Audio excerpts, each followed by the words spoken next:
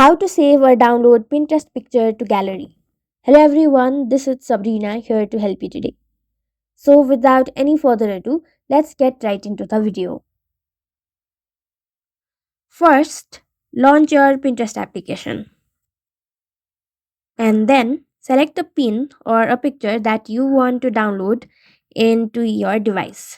For example, this is it. Now, tap and hold the picture, and then you should see an option of download it. But if not, simply tap on the pin. If it is downloadable, you will get an option when you tap on this three dot and you will see download image. Simply tap on it and now it is downloaded.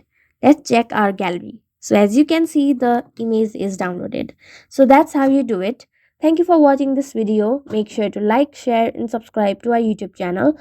If you got any questions, comment them down and I'll catch you in the next one.